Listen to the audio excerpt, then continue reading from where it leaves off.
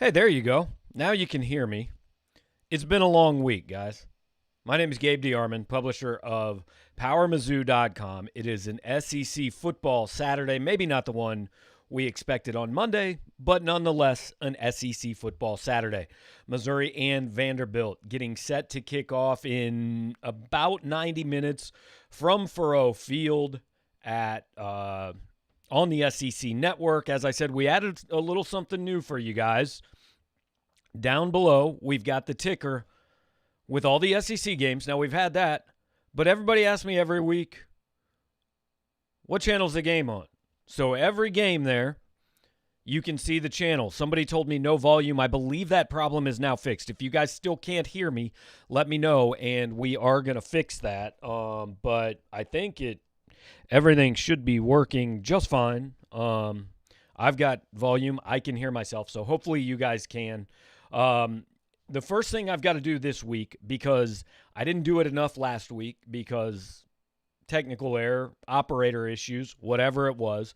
We had some issues with the pregame show last week. We hope not to this week, but just in case we run into some problems or I get busy talking or we run out of time because we're playing interviews, I want to make sure to let you guys know that this show every week is sponsored by Burgers Smokehouse. They are the official smokehouse of Mizzou Athletics. They are also the official smokehouse of the Burgers pregame show, the at-home tailgate, as we call it here, every week on our YouTube channel on PowerMizzou.com. Now, Burgers, what makes them unique? They have dry-cured meats, country-cured ham, dry-cured bacon, all kinds of barbecued meats, pork ribs, pulled pork, beef brisket. They have brine-cured hickory-smoked ham and turkeys. Hopefully some of you guys maybe got one of those turkeys for Thursday. Now, my wife actually cooked the turkey here, but hopefully some people used Burgers and got their Thanksgiving meal from Burgers Smokehouse. We encourage you to do that. You can get Burgers stuff at Deerberg, Schnucks, Price Chopper, Woods, C&R, Hy-Vee, Gerbs, Walmart, Hen House, other places all over the state. It is family-owned and operated, the third and fourth generation of the Burgers family in California, Missouri. So please check them out. Support our sponsors. They allow us to do what we do in this weird, messed up COVID year of college football in 2020. And along those lines, I expected to be sitting here talking to you guys about Missouri and Arkansas. That was the plan as of Monday at 3:30. Maybe 2:30. We started to hear some whispers, hey, Arkansas's in trouble. They might not play. Not in trouble, but in trouble as far as COVID numbers go. They might not be able to play this week. So I want to start out by saying that the Southeastern Conference deserves a ton of credit. And I always preface this by saying, I think if you're watching this show, you believe college football should be played and you are happy it is being played. However, some people don't feel that way. That's fine. That's not what this discussion is about. This discussion is about if you're going to play football, how can you make it happen? The SEC, I think, has done the best job in the country of that. A couple weeks ago, they said, hey, every game left on the schedule, we reserve the right to change that. You're going to play the teams on your schedule, but we're not sure what the order is going to be, and we're not sure what the time's going to be. So on Monday afternoon, about, 4:30, something like that, maybe a little later, but the SEC said, hey, Arkansas's not being played this week. Arkansas and Missouri's not being played this week. So what they did, because Arkansas has open weeks, because Tennessee has open weeks, because Missouri does not have open weeks, basically Missouri has 4 games, and they've only got 4 weeks to play them. They moved the Vanderbilt game, which is now on its 4th scheduled date. The original iteration of the 2020 schedule had Missouri and Vanderbilt playing in Columbia on September 12th. The original SEC-only schedule had this game in Columbia on October 17th. Vandy couldn't play. They moved that game to December 12th. Arkansas couldn't play this weekend. They moved Vandy back to November 28th. Arkansas is now going to be played next weekend on December 5th when the Mississippi State game was originally going to be played. Missouri has December 12th and December 19th to play Georgia and Mississippi State. They haven't told us what days those games are going to be. However, Mississippi State currently has Auburn scheduled on the 12th, I believe. Georgia does not have a game scheduled on the 12th. Georgia is still mathematically alive to play in the SEC championship game. So to me, it makes sense. Georgia is going to come to Columbia on December 12th, which is 2 weeks from today, and then Missouri is going to finish the regular season at Mississippi State in Starkville on December 19th. Again, it could all change, but that's where we're at right now. That's what we expect. And we've got some of you guys already doing things now. Hey, you understand how this show works. You're following instructions, submitting comments, questions, hitting the like button. If you haven't done those things yet, please do. Please join us. Your questions and comments are building up, and I'm definitely going to get to those. Just always want to do a few things first, lay out how the day's going to go, give you some initial thoughts. And I got to be honest, guys, I've been doing this, but I've been covering this team for 17 years. This is either my 17th or 18th season. I started in 03. I've never been less prepared for a conference football game. First of all, like I said, we didn't know who it was going to be until Monday afternoon. Thanksgiving was Thursday. Every year during Thanksgiving, we do our best to kind of get all our work done by Wednesday night so we can actually kind of have a normal Thanksgiving on Thursday and hopefully maybe even have a little time off Friday. Third, it's against an 0-7 team that's the worst team in the conference. It's really not close. It's one of, I would say, probably the two worst Power 5 teams in the country right now. Kansas being the other one. I know that's going to get some likes from you guys. Rutgers has won a game. Michigan State has won a game. Illinois has won some games. Maybe put Penn State and Nebraska in that discussion this year. But Vandy's not real good. I did get a chuckle. Look, this is what coaches do, but during Eli Drinkwitz's press conference this week, he started out talking about Vanderbilt, how well coached they were, what a good team they are, and said their record's probably not what they want it to be. Well, Eli, I think you're right. They're 0-7. I think they'd just as soon that record be anything but what it is. But Vandy's still playing. We'll see how long Derek Mason is the head coach there. And look, this is a team that beat Missouri last year. As much as anything, and yes, Wyoming factored in, and yes, Kentucky factored in, and yes, South Carolina over the years factored in. But as much as anything, if you change only one game last year, if Missouri beats Vanderbilt, I think Barry Odom's still the head coach at the University of Missouri. So some of you watching, I know, are going, well, thank you, Vanderbilt. We appreciate that. Whatever. That's not the discussion I'm here to have. Just the point I'm trying to make is, yes, Missouri should win this game. It is a 15-point favorite. I've seen no one pick Vanderbilt to win the game. Vanderbilt hasn't won a game. All that. Missouri is not good enough to roll the helmets out and assume they're going to win the game. They are going to have to play at least a representative football game. Does a C effort beat Vandy? I don't know. A B effort probably does. An A effort certainly does.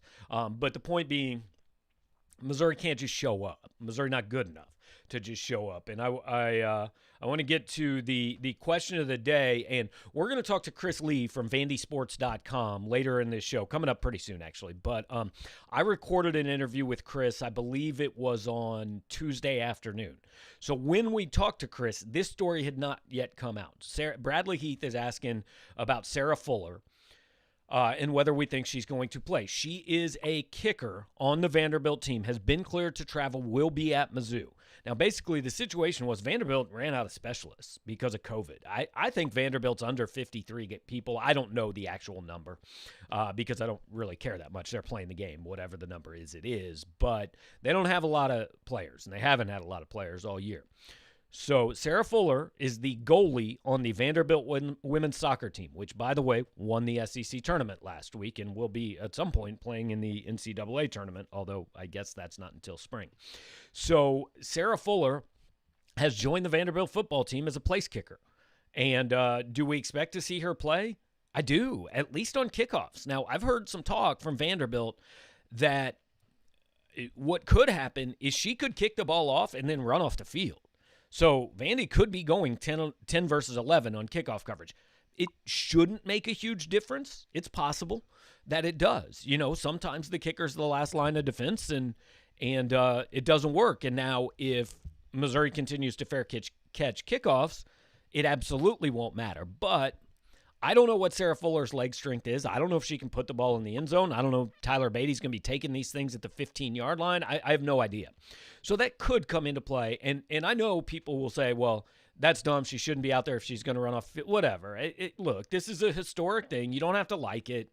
You can think it's being done for publicity, which that's probably a little bit of it. But I'm assuming she can kick or she's not going to be on the team, right? Rockbridge High School did this with Sophie Cunningham a few years ago, and my son was actually on the team. He's a year younger than Sophie. I believe Sophie was a senior. And so the way that came about, we're sitting around at halftime. The band parents pay attention to halftime. I never really did pay attention to halftime because I don't care. Like, that's when you go get a drink, go to the bathroom, whatever. My son's not on the field. Nothing's going to happen I'm all that interested in. But they do these contests at halftime, right? Hey, come out and see if you can make a 25-yard field goal or whatever it is. Well, they're doing that contest. And, like, I'm talking to my wife and the people around me, and all of a sudden you kind of hear this thump. And it just sounded a little bit different. And I looked up, and Sophie had kicked the 25-yard field goal or whatever it was and made it by like 15 yards. I mean, she drilled the thing. The next week, Sophie was Rockbridge's kicker. And she would do that on kickoff. She would kick the ball, and she would come off the field. Now, a big part of that is Sophie Cunningham was a star basketball player. She won 4 state championships at Rockbridge High School. I don't think her head coach was going to be real happy if Sophie tore her ACL or tore her shoulder chasing down someone trying to make a tackle on special teams for what was a little bit of a gimmick, right? I assume the Vanderbilt soccer coach is the same way. She probably doesn't want Sarah Fuller injured. She probably appreciates what she's doing and respects what she's doing, but probably doesn't want to see her get hurt making a tackle on a kickoff for an 0-7 football team. So, hey, if she kicks and runs off the field, I'm sure people will make fun of it. Whatever. I don't really care. Do I expect to see her play? I do. I'm not sure that Vandy's going to try to kick a bunch of field goals. I'm not even sure if Vandy's going to try to kick an extra point.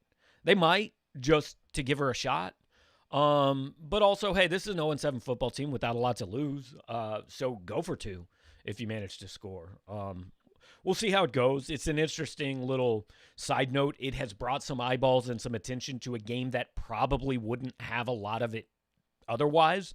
So, we'll see how all of that goes. I'm going to get to your guys' questions here in a minute, but what I want to do first before we do all that is I want to play you our interview with Chris Lee. He is the publisher of VandySports.com. Basically, he's the me of our Vanderbilt site on the Rivals.com network. Chris has been doing that about the same amount of time I think I've been running the Missouri site. Chris is one of my better friends in the network, knows Vandy as well as anybody.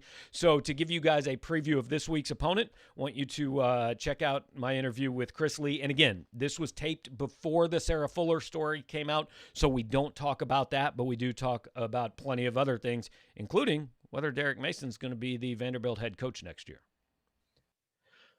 All right, Chris, like everybody else, we're flexible this week, and all of a sudden Missouri and Vanderbilt are playing on Saturday. So we found out like 5:30 on Monday, probably easier for us to adjust than Derek Mason and Eli Drinkwitz, but they get paid more than we do, so that's the way it goes. My favorite anecdote about the SEC football season, and you and I were figuring this out through text, this game has been scheduled for 4 different days. And I thought about this later too. This game has now been scheduled for 4 different months. So This is the quintessential 2020 college football matchup. And I think we feel pretty good it's going to get played, right? I mean, I know neither team has great numbers at this point, but Missouri basically made the statement last week, look, we're going to play. Whether we're at 53 or not, we want to play. I don't know where Vanderbilt's at on that scale, but we feel pretty confident both teams are going to show up Saturday. I mean, it seems like it. This is an era where things can change any day, but I was there last Saturday in the press box. I was counting up players, and I think Vanderbilt had 78 that I counted, including walk-ons. So that was a situation where they were nowhere near having to cancel a game. And presuming no catastrophe between now and then I would say that holds. Right. So we came into this season, and there were 2 teams in the SEC that everybody said, well, this is 0-10, and it's not going to be close. Missouri is supposed to play one of them this weekend, and Arkansas has actually played pretty well. Vanderbilt, it's gone kind of the way people forecast it was going to go. What are the issues right now for Vandy and Derek Mason? I know that's I know that might take a while, but. Well, in their defense a little bit, okay, they have lost by 5 to A&M. They've lost by a field goal to Kentucky. That was a little misleading, but that was the final score.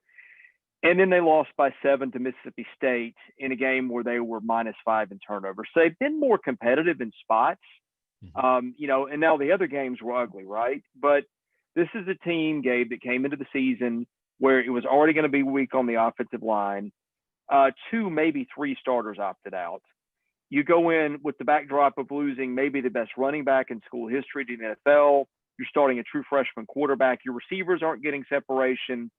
Your defense is experienced, but it's never been very good. So what has happened is the defense, which is what people thought would carry the team, has been awful. Their freshman quarterback has been really good, better than the numbers I think show on paper, given his cast, and an offensive line that's had trouble protecting him lately. And suddenly you look up, and it's the first time since 2004 where they've strung together 4 straight games with 400 yards total offense. So there's some progress there.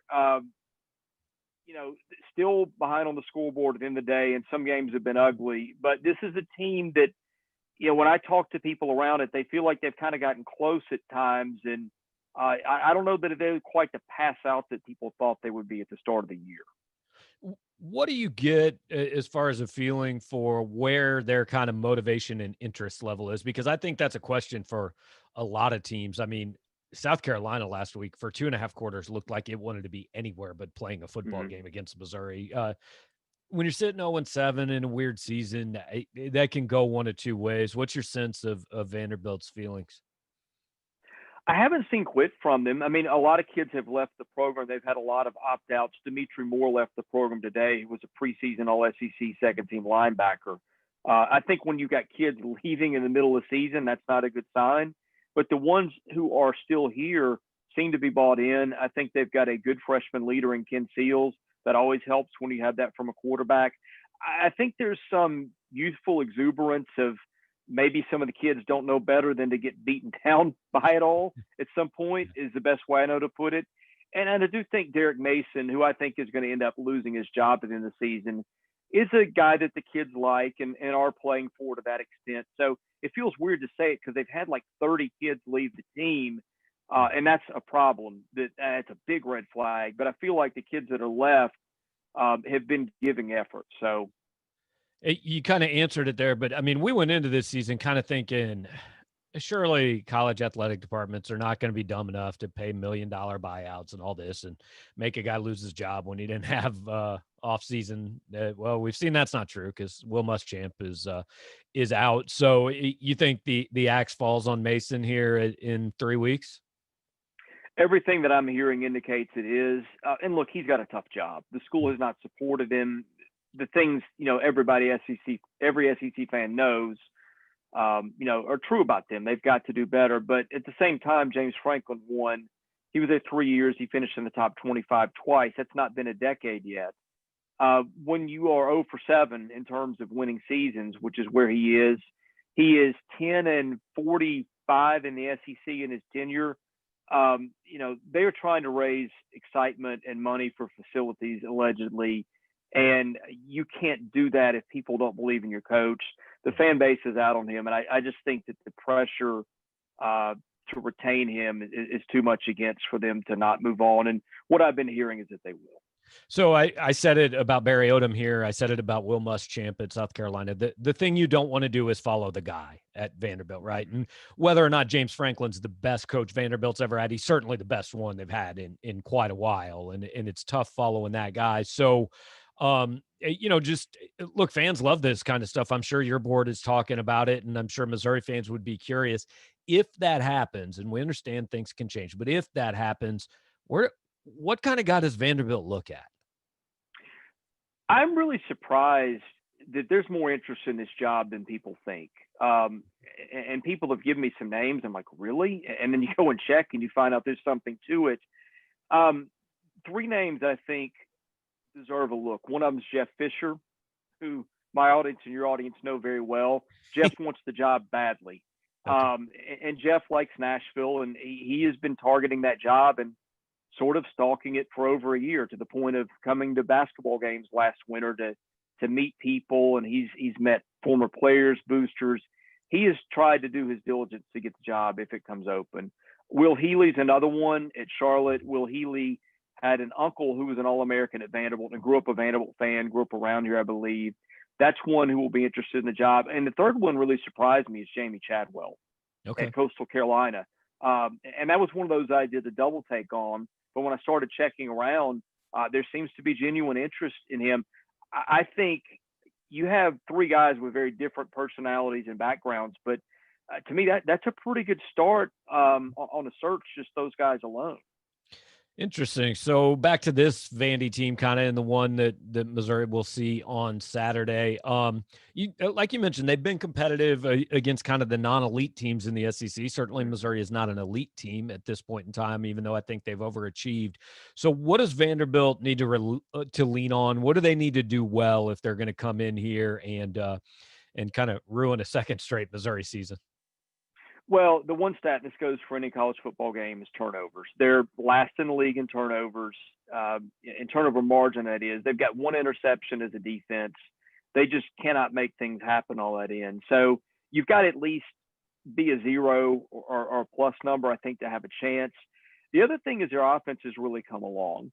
And Ken Seals is a very good freshman quarterback. I think a lot of programs – I think just about any program, if he hit the transfer market, which he's not going to, but if he did, I think just about any program in the country would be interested in having that kid.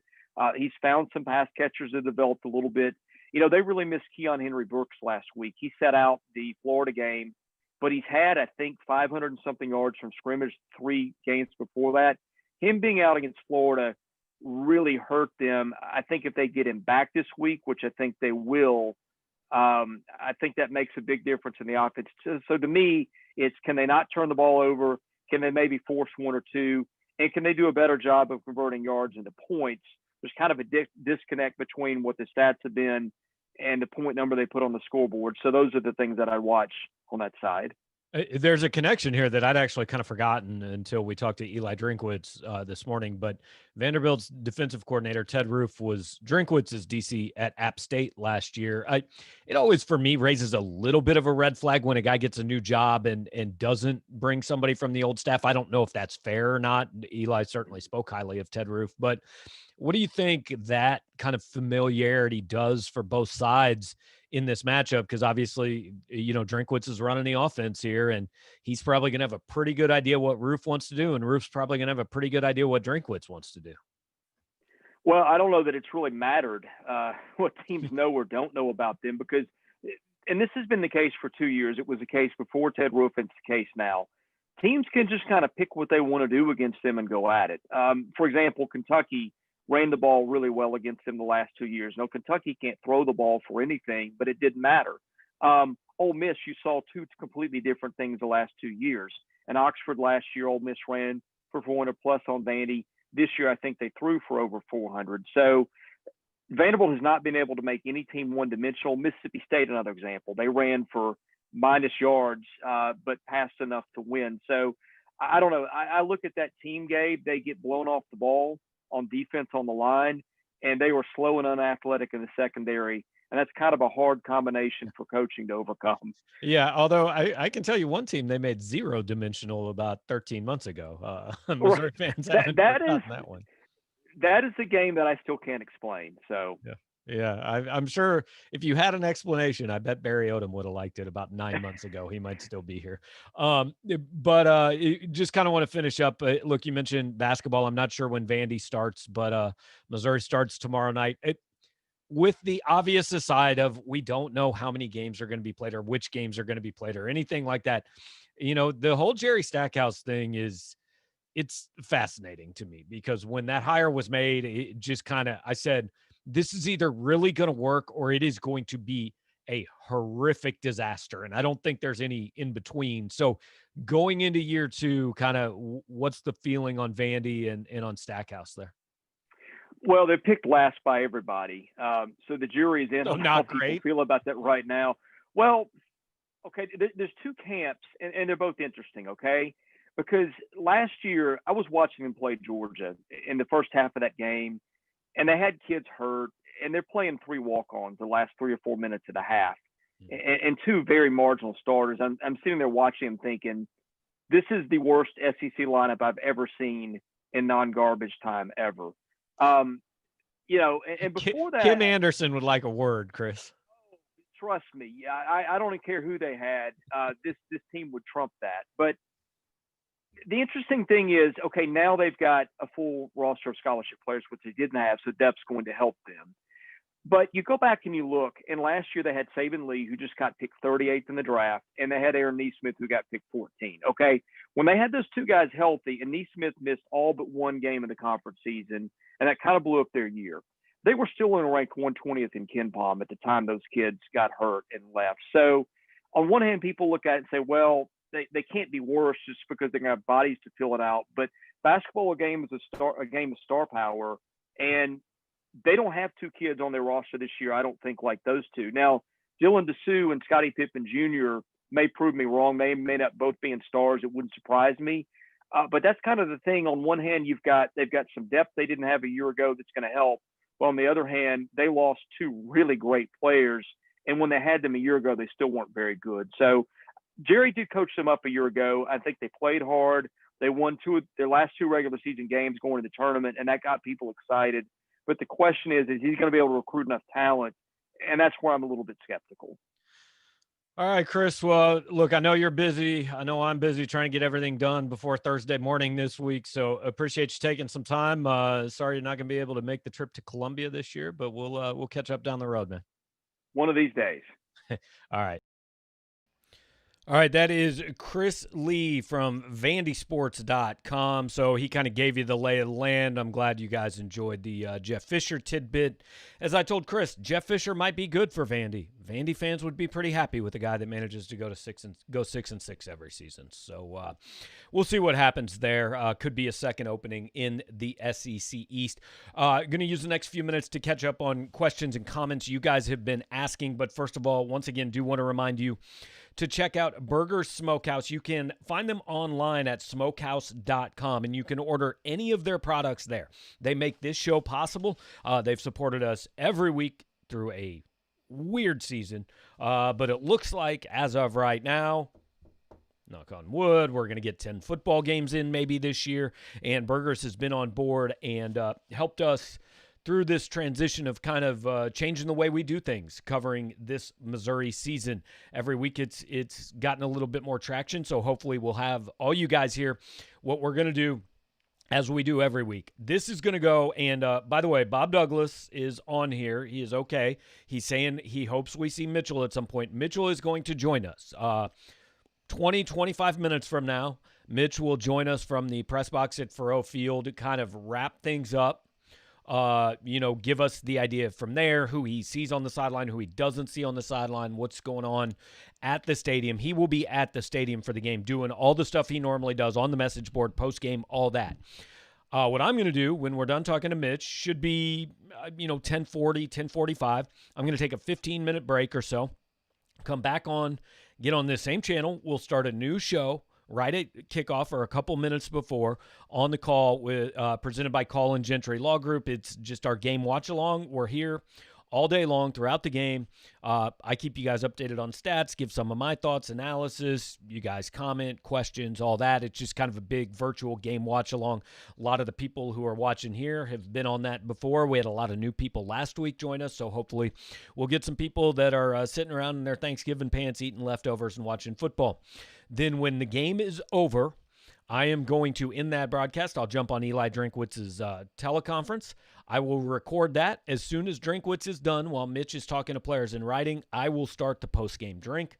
That is our post-game call-in show. The first 10 to 15 minutes, we will replay Eli Drinkwitz's press conference for everybody to watch, and then we'll start taking your calls, and we'll hang out until you guys are done talking about whatever happens today. We anticipate it's going to be a Missouri win, but hey, weird things happen. So now I want to catch up on some of the questions you guys have in the queue here. Want to do that before we get to talking a little bit more about the SEC. Going to talk a little basketball and then bring Mitch in from the stadium. Cam Cameron asks, how many of the current seniors do you expect to come back next year? I would say not most. Larry Roundtree, we know isn't, basically. Josh Bledsoe and Tyree Gillespie, along with Roundtree, have already said they're playing in the Senior Bowl. and you've got to think about, too, some of these seniors, like Eli Drinkwitz said he hopes Grant McKinnis comes back for a fifth year. That's possible. He's a punter. That's possible. But some of these guys, do you want them back taking up a scholarship? If they're not contributing this year as fourth or fifth year seniors, they're probably not going to contribute next year when Drinkwitz has more of his guys in. Now, that does leave a few players, Markel Utze, Trey Williams, Chris Turner, guys like that who are contributing and who may not have an NFL future. Maybe they want to stick around and play another year, and we'll see. I would expect the majority do not stick around, but I think probably you could see a handful of them. I know that's not a specific answer, but it's about as specific as I can get. Schiffer joining us here. Appreciate that, man. In the Bolton versus Brothers debate, how big a factor is the amount of talent or lack thereof around them on defense? Brothers had a far superior defensive line in front of them than Bolton has had. That's a good point. Look, we've talked a lot this week. Who's the best linebacker of this century for Missouri? I still lean Sean Weatherspoon. I still think he's the best. I think Nick Bolton is right there as number 2. I would put him ahead of Kentrell Brothers. Those 3, I think, are the top 3. James Kinney is there, but James Kinney seemed to be a little bit more of a stat compiler. Weatherspoon was bigger than Bolton. Bolton's probably faster than Spoon. I don't know that for sure. That's a guess. I thought Sean was the best all-around defensive player here since Justin Smith. So I would put Weatherspoon still as the guy. I would put Bolton second, but I think he's been better than Kentrell Brothers was. And that's not an insult to Kentrell. He was all-SEC player. I think set the season record for tackles. I could be wrong on that, but I think he set the single-season record. If he didn't set the record, I mean, he's up there in the top 5. Heck of a career for Kentrell. I just think Bolton's a little bit better linebacker, playing at a level that we haven't seen very often here. And back to the senior question, I think Nick Bolton's a guy you better count on. Hey, we could see him 3 or 4 more games, 4 if he sticks around for a bowl game, because I don't see a lot of chance that Nick Bolton's coming back, because I think he is probably a first-round draft pick. Mitchell Bennett wants to know, how do we repeat the LSU offensive anomaly? Is it a matter of getting healthy on the O-line? That would help. Playing LSU secondary might help again with Bo Pelini calling the defense. But that's something that's been lost a little bit. Missouri's offense really hasn't been very good the last definitely 2 games. I don't want to say 3, because I think 3 games ago was Kentucky, and that was just a different game where they did just kind of what they needed to do. Now, Missouri's offense started out well at South Carolina, had a touchdown drive on the opening drive of the game. Beautiful touchdown pass from Connor Bazelak to Towski Dove. They were up 17-0 at halftime, and Eli Drinkwitz, I think, thought, I've got enough points to win this game. Now, he has since said, he deserves some blame. He got a little too conservative, all that in the second half. I'm not sure I agree with that, but that's what he says, so I'll default to him. But the offense did enough to win the game, even though all it did the entire second half was punt. But you know what? Sometimes that's good enough, man. You're up 17-0 on a team that has no ability to move the ball. Just wasting a few minutes and punting the ball is good, because the point is to win the game, as Herm Edwards said. You just score more points than the other team. And would you rather have won 37-3 last week? Sure. But 17-10 still counts. But Mitchell's question is fair. Like, what do they need to do? They need to catch the ball consistently. They need to get healthy on the offensive line. They need to be able to run the football, which was the major problem against South Carolina. There was just nowhere to go for Roundtree or Beatty. And Bazelak has to be better. Like, Drinkwitz was pretty honest. He wasn't very good in the South Carolina game. And that's okay. It's start number, 5, 6, something like that in his career. I think we all thought after the LSU game, it's just going to get better and better and better, and he's this superstar in the making. Well, there's going to be some bumps along the road. South Carolina was a bump along the road. So let's see what they can do against Vandy. They ought to look, if they score 14, 17 points today, you're a little bit worried. But this was not a team offensively that we thought was going to be great to start the season. So, we'll see where they go the last 4 games of the year.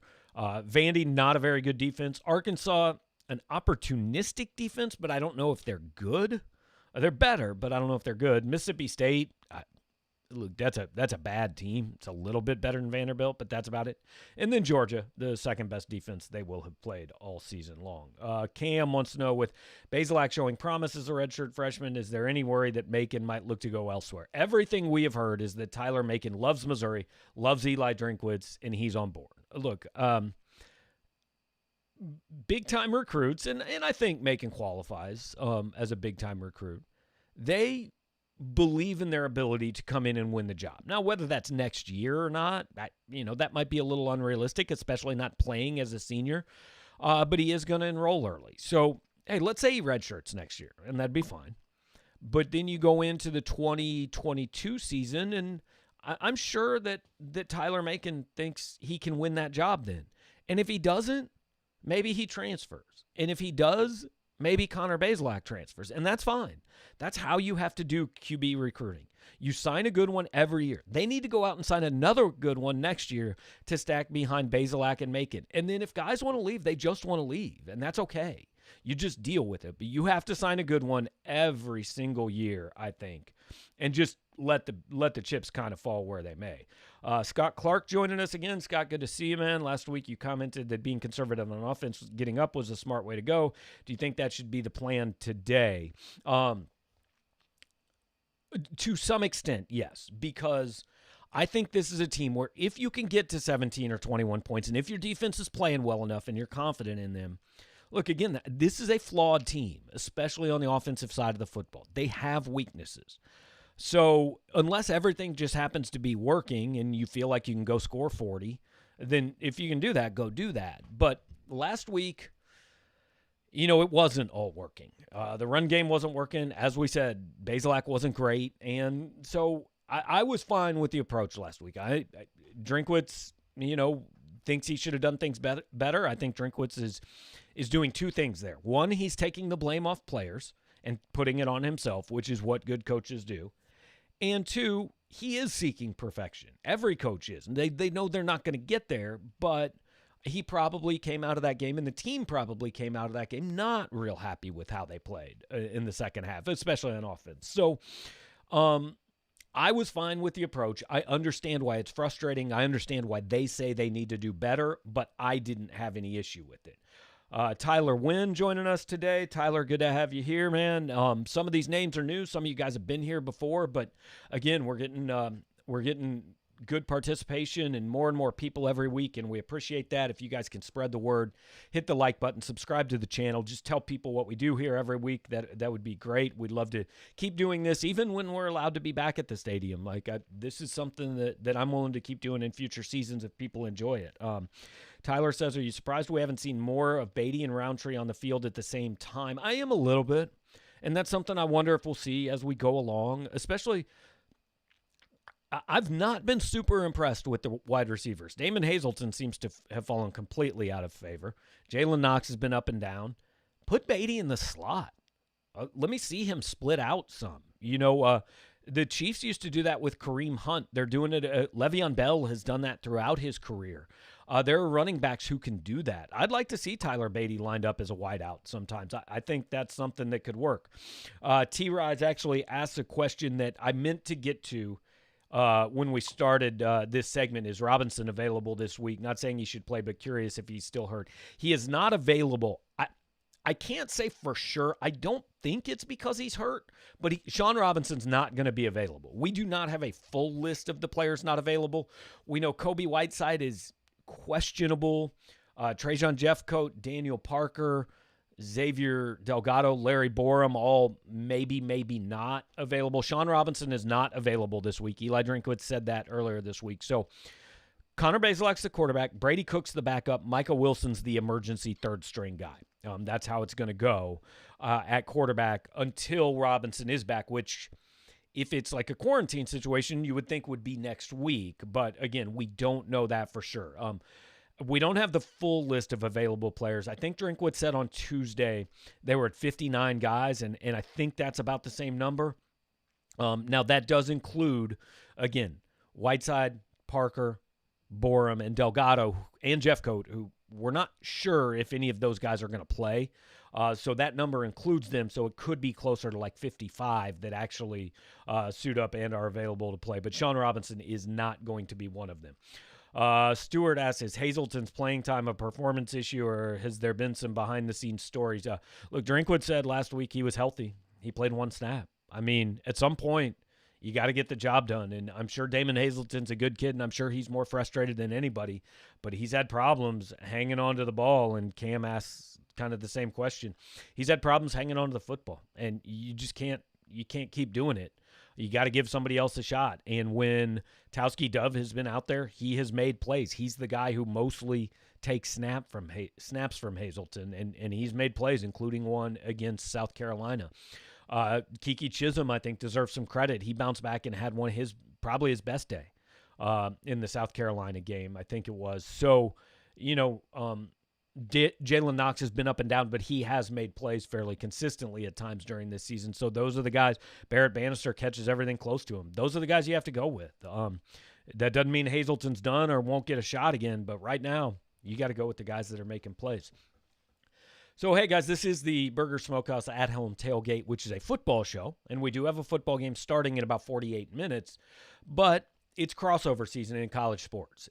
This is a little different than most times, because we're not quite as busy. We've had one basketball game so far, whereas normally we probably would have had 3, 4, or 5 by this point. We're not sure when the next one's going to be because in news we broke yesterday, Missouri is not traveling to Connecticut this week to play at Mohegan Sun. They're going to look for a couple of games this week in advance of playing Wichita State. Hopefully, if Wichita State fixes its COVID issues by next Sunday. But I say all that to say we do want to talk a little bit of basketball on this show because a lot of you guys are fans of both sports and a little bit of crossover and all that. So what I'm actually going to do for the next 7-8 minutes, I'm going to play you Conzo Martin's post-game press conference from Wednesday night when Missouri beat Oral Roberts 91-64. Just let you hear a little bit about the Hoops team, talk a little bit about that before we come back and finish things up, talk to Mitchell and do a little football. I thought energy. I thought we played with good pace. I thought we did a great job sharing the ball. I mean, I think looking at the film, a couple things that offensively, the turnovers got to be better than, I'll go back and look at all 17, but I think for half of them may have been good decisions, and then the other half were just, a little careless with the ball. And then on the defensive side of the ball, that high ball screen, especially in the first half, and then probably the first 4 or 5 minutes of the second half, we had to make those adjustments because that's what they were attacking. But other than that, I thought it was a great team effort. All right, questions? Eric Blum.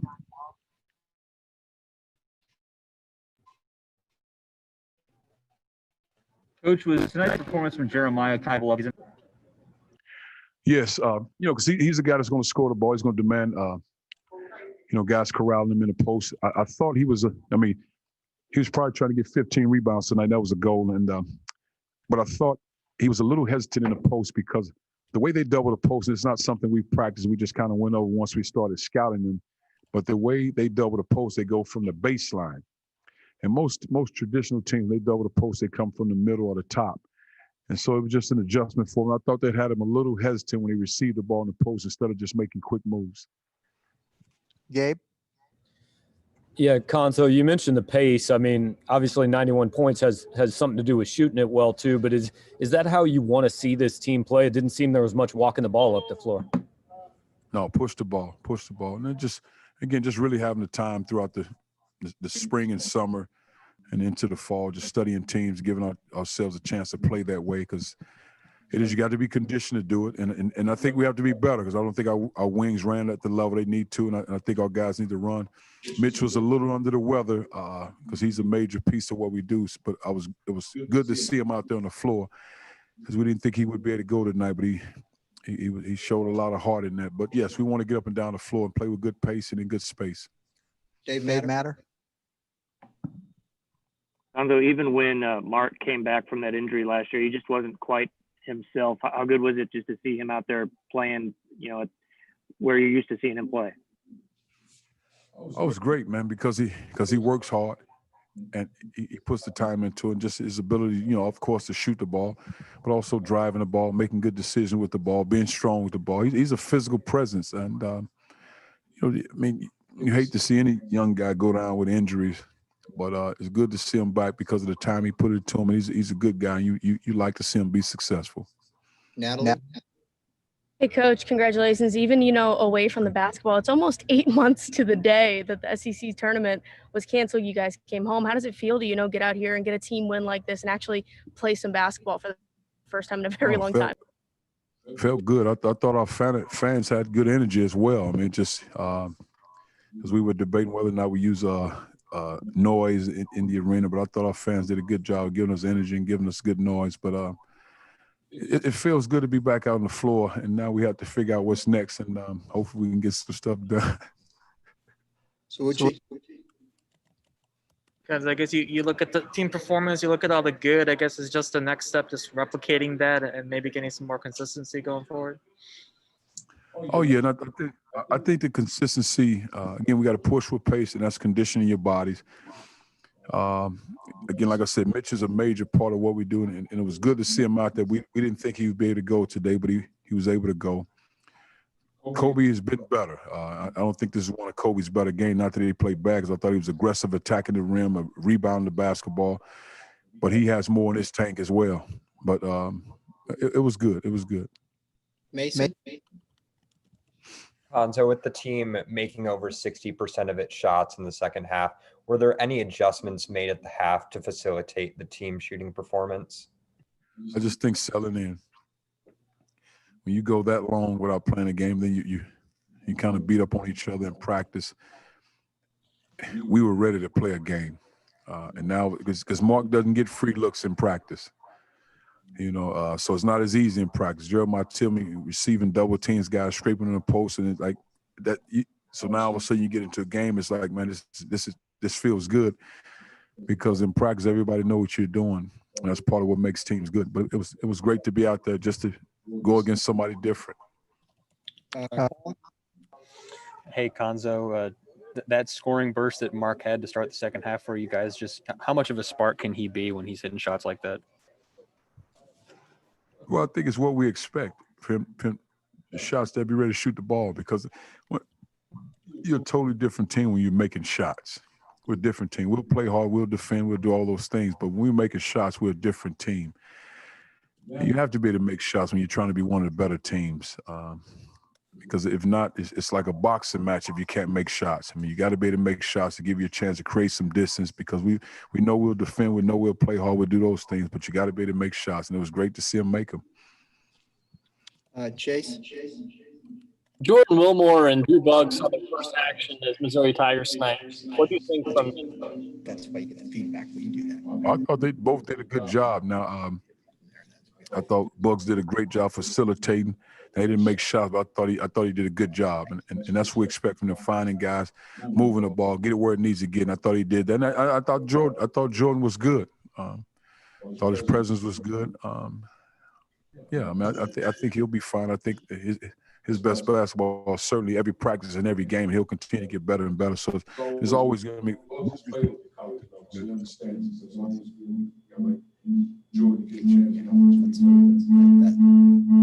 That wasn't happening. Eric Blom? Coach, is Ed Chang expected back in the lineup at some point soon? I couldn't hear you. I'm unmuted. Coach, is Ed Chang expected back in the lineup at some point soon? I think we lost the feed from out here. Oh, yes. What was going on with him tonight? Yeah, just a little banged up, but he's fine. He's fine. There's no issues. He'll be soon enough, but he's a little banged up. So we didn't expect him to play tonight, but I think you'll see him the next time we step on the floor. Gabe? Yeah, Konzo, with the uncertainty of whatever's going on in Connecticut and Wichita State's situation, I mean, when do you think you have any idea what's next, and what do the next few days look like for your team, not knowing when you play again? Well, we'll be off tomorrow, and happy Thanksgiving to you guys, just in case, to you men and women, just in case I forget. But we'll be off tomorrow, and then we practice Friday, and I think we schedule as we speak to go to Connecticut. Now, who we playing is up in the air, but we scheduled to be in Connecticut. Dave Matter?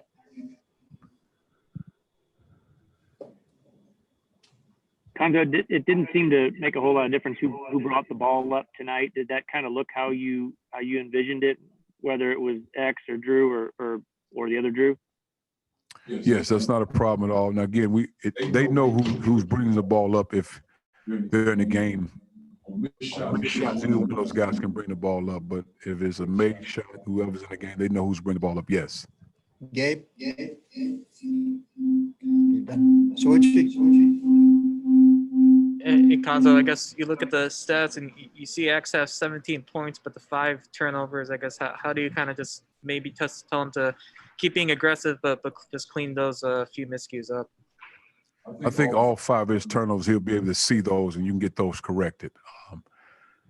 But yeah, of course, you want to be aggressive. You want to push the ball. That part was good. But the 5 turnovers, he can be better at that. Just making sound decisions. Those things we talked to him about before. Any other questions for Coach? Coach, we're good to go. Thank you.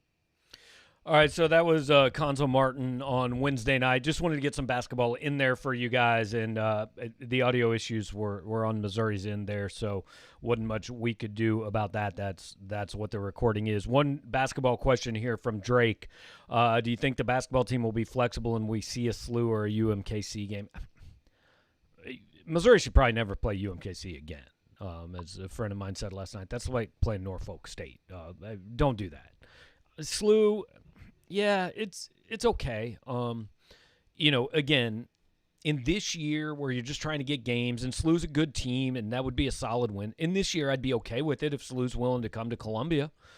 But a big part of the SLU issue has been they want a home and home. They want one game at Mizzou, one game in SLU, or they want the game in St. Louis.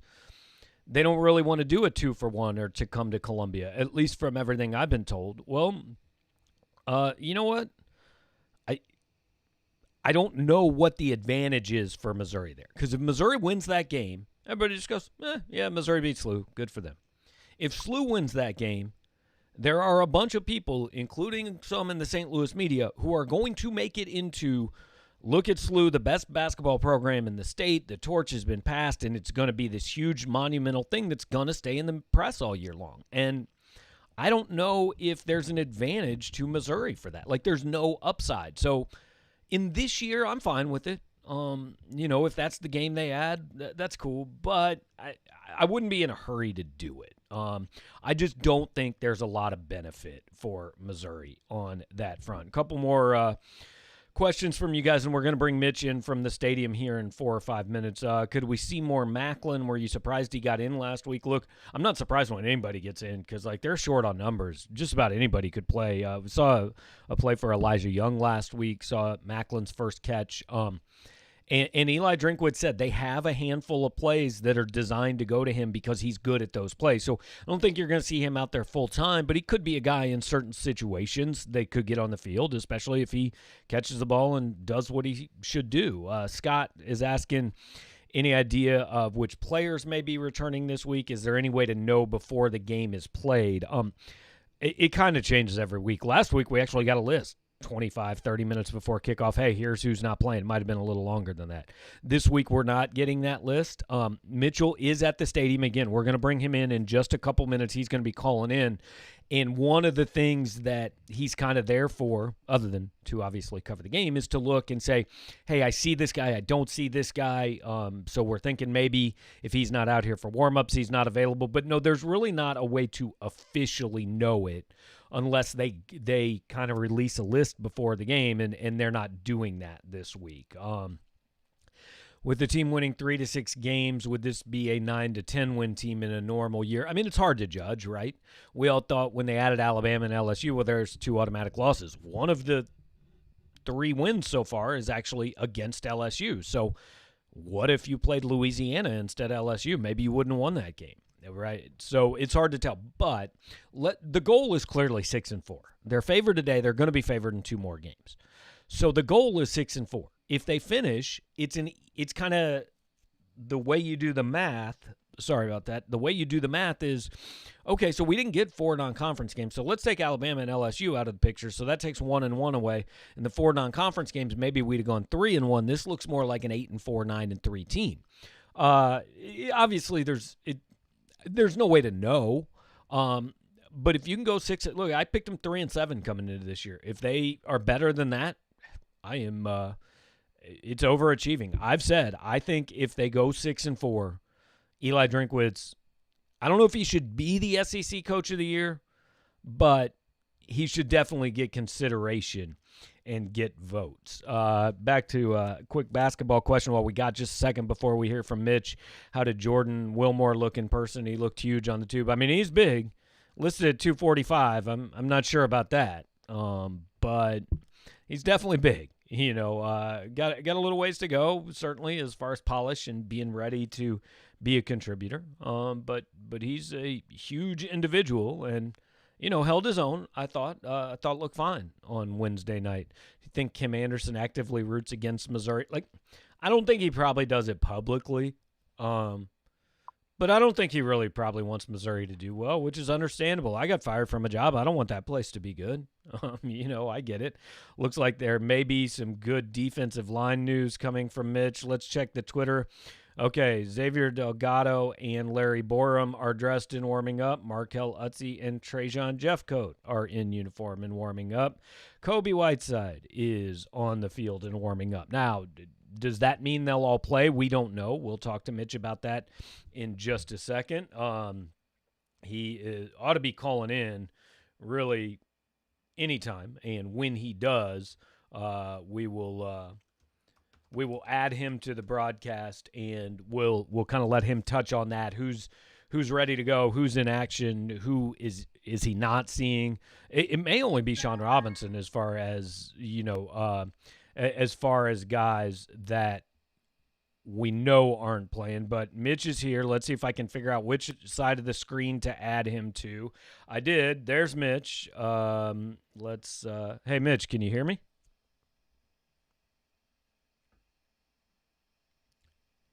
Hello, Mitchell. Can you hear me? It appears maybe that Mitchell cannot hear me, which is oh, you can hear me? Okay, well, I can't necessarily hear him, which is okay. Anyway, just kind of run down. I know you just tweeted some information. Who's available? Who you've seen warming up and who you haven't seen?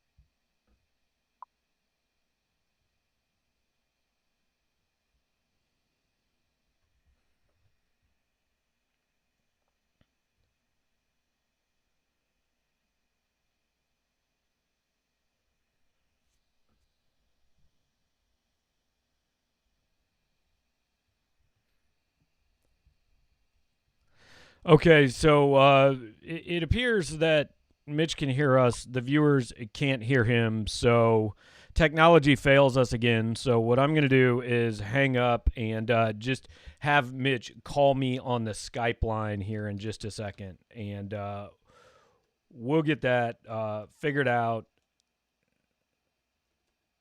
The interview mode is it's got some kinks. So anyway, I am opening Skype. Mitch should be able to call in, and we're just going to talk to him that way, and get the latest from the stadium, and do it that way really going forward, because this interview mode is something that we thought was going to be great, and it's not been great. So we'll give it another shot with Mitchell, who should be calling in here shortly. Let's move my name over there. Let's get this all figured out. Again, it's a one-man show here. We're doing our best, guys. Appreciate you sticking with us. Appreciate Burger Smokehouse making this possible, and appreciate everybody being here. What we're going to do is, after we talk to Mitch, we will go to finish up this show. We will take a 15-minute break. We will then be back live with you guys at kickoff for the game watch along on the call by Colin Gentry. We'll be here all game. We'll hang up that, go to Eli Drinkwitz's press conference, come back for the post-game show, and we will be here with you all day. And we know you can hear me, so that's good. Whether you will be able to hear Mitchell when he calls in, we are about to see. So, Mitch, I can hear me. Can you hear me? I can. Can you hear me this time? Yeah, this worked better. I appreciate That's everything. okay. I appreciate everything Ecamm is trying to do with this interview mode, but it doesn't appear to be all the bugs worked out yet. So we're probably going to stick with this way with you from the stadium. So, okay, I apologize to make you repeat what you said, but since nobody heard it, we're going to make you repeat what you said. Who do you see that's good in terms of warm-ups, and is there anybody notable other than Sean Robinson that you don't see?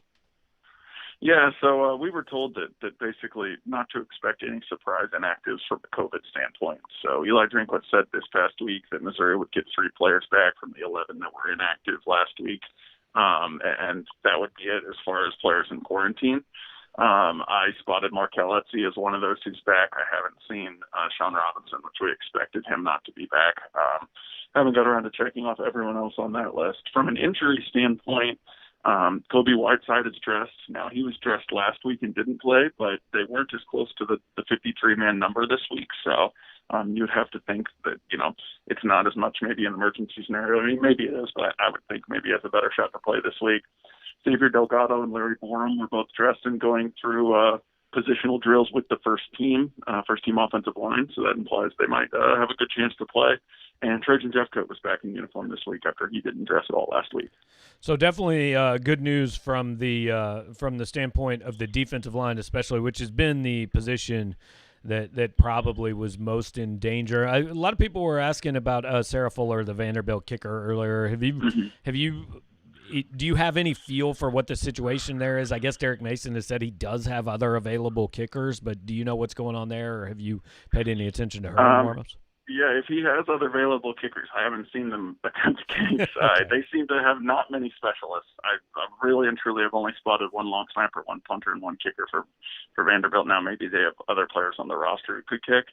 I have not seen Sarah Fuller attempt to kick off, but she's been kicking extra point length, kicks and short field pulls from either hash.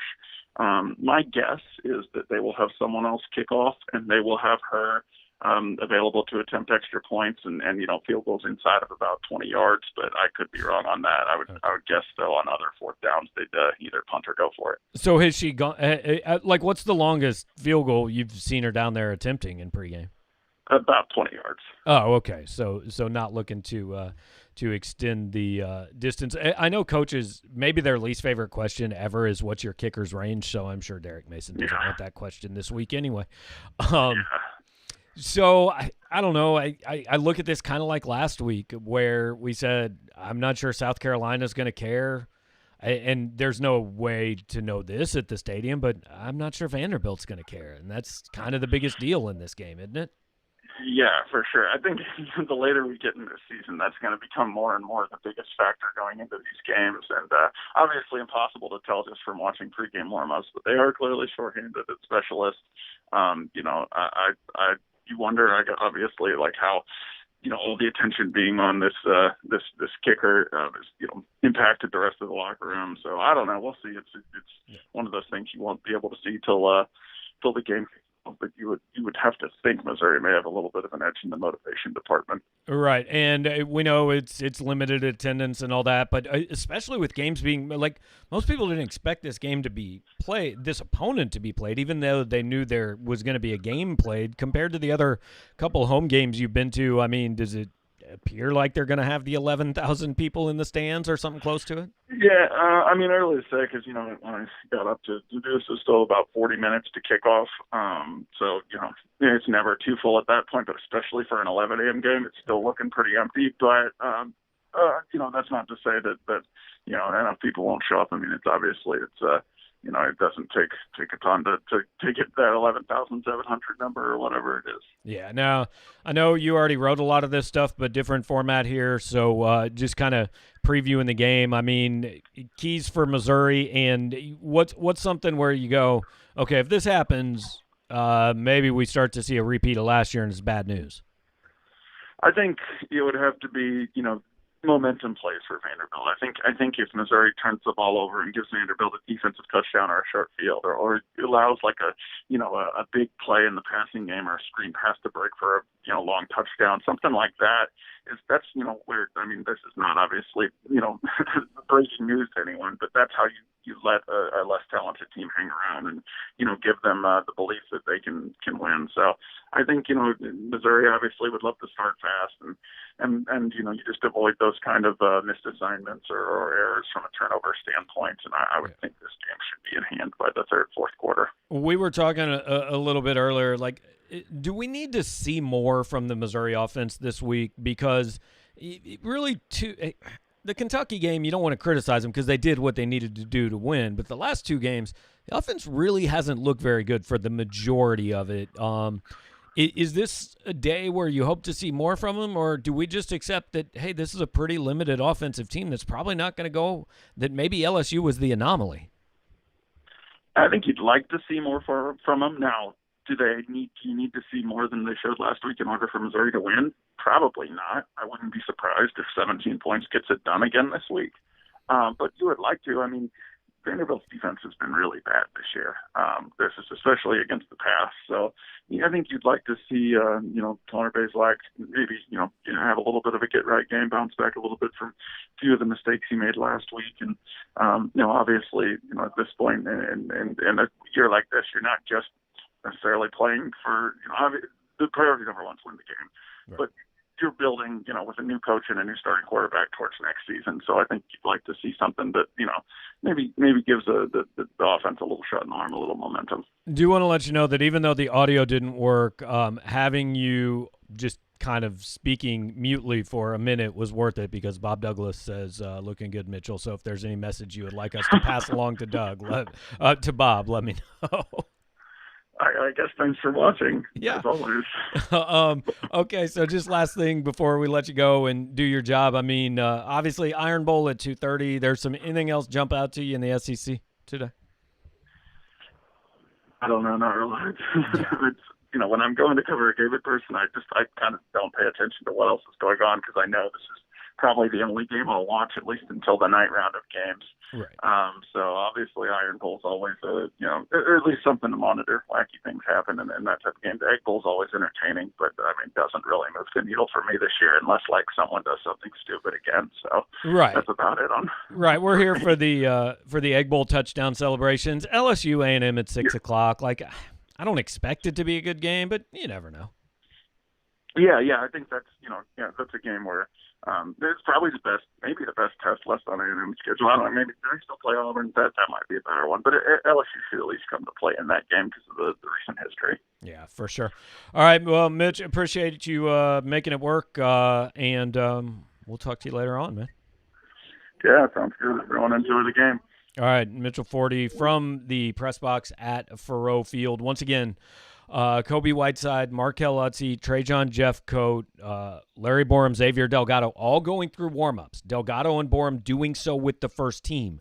That would certainly seem to be encouraging news for Missouri, that maybe those guys are going to get on the field and play this week. Cam Cameron is asking if Tyler Beatty is the every down back next year.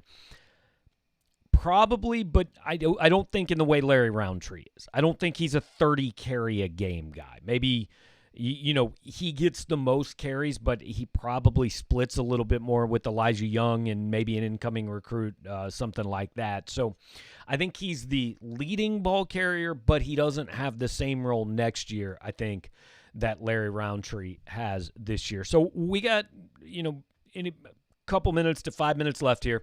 I do want to run through the other SEC games that are kind of scrolling there on the bottom of your ticker. And again, we have included the channel where you can watch. The first one running concurrently with Missouri, so you guys might have it on an alternate screen or just kind of be checking the score. Kentucky and Florida at 11 a.m. on ESPN. Look, that shouldn't be a very good game. Florida has its sights clearly set on running the table, and let's see what we can get done against Alabama. Kentucky just doesn't have much, man. They don't have enough to keep pace with that Florida offense. I mean, I can't see how you keep Florida under 30, and I can't see how Kentucky ever scores 30. Vandy and Missouri, obviously.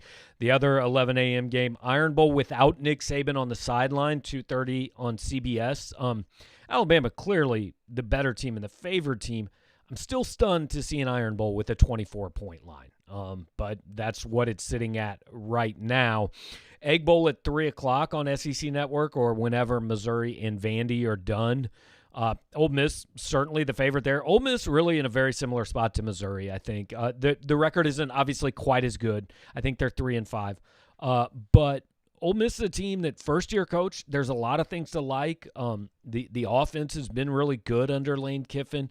They've been competitive in most games, won a game or two. Maybe you didn't think they would. I mean, a lot of people picked Ole Miss and Missouri, both kind of 1-9, 2-8 type teams, and all of a sudden now they're looking better than that, and Ole Miss, I would think, would get the rivalry win. LSU A&M, Mitch and I just talked about a little bit.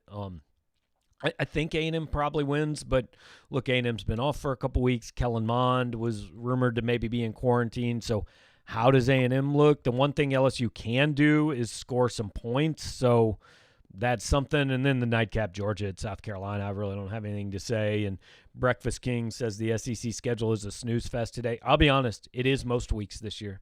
There just aren't a lot of really good games in this league because I don't think there are a lot of really good teams. Georgia's underwhelming. Auburn's fine. But you get past the top 2 to 5. I mean, you throw Auburn, A&M, Alabama in there, whatever you want to think of, or I'm sorry, Georgia in there, whatever you want to think about them. But there's not a lot there. I mean, Missouri, might be the 6th best team in the league this year, and Missouri's got flaws, and on any given week, so basically what you're going to get is at least 3 games between teams that you just go, there's not a lot there that intrigues me, and then some of those other top teams are going to be playing teams that you say you don't see how it can be competitive. I mean, I think as far as just a quality top-to-bottom standpoint, this is probably the worst SEC we've seen since Missouri's been in it, or pretty close. So, all right, let's finish with a fun question here from Cam Cameron. And after this, what I'm going to do is take a quick break and be back on for the game broadcast at kickoff, which is somewhere between 15 and 25 minutes away, depending on exactly what kick time is. But he says, what's your ideal breakfast, lunch, midday drink, and dinner in Columbia? So breakfast, I'm not a huge breakfast guy. I'd actually probably just pick something up from like B&B Bagel. But if you're going for a real breakfast, Ernie's downtown is the place to go. Lunch, this is tough. I've got a few places. Billiards is probably where I'm going for lunch. Best burger in town. Good beers on tap. Logboat in the afternoon, no question. For like an afternoon, just sit on the patio, have a beer. Dinner, 44 Stone is up there, but I'd probably still have to go with Murray's because it's been here forever. It's the old tried and true. So, yeah, I would gain 15 pounds and be drunk by the end of that day. But it'd be a good day. If you have one day in Columbia, hit that up. Ernie's, Billiards, Logboat, Murray's. You're going to go home very happy. Appreciate all you guys joining us here this morning to get set for kickoff and sticking with us through a couple of technical issues. But we've got everything ironed out. We're going to be back here for the watch along starting. I will be online in 15 minutes. I'm not sure kickoff will be right at 11 o'clock, but we'll be here. We'll watch the game. Hope you guys all come back, comment, questions, everything like that. Before you leave, once again, check out Burger Smokehouse at smokehouse.com or go to the grocery store, get any of their stuff. They've supported this show all year, and what we do at Power Mizzou. They are the official smokehouse of Mizzou Athletics. So hope you guys will certainly support what they do. This is obviously a year where local businesses and small businesses and everybody needs your support. So, hey, you've all got to eat. You all like smoked meat, barbecue, all that. Help out Burger Smokehouse. Get some of that. Before you leave, hit the like button. Go grab a drink, grab something to eat, whatever you're going to do. Come back in 15 minutes for On the Call and Mizzou and Vandy coming up shortly. Thanks for watching.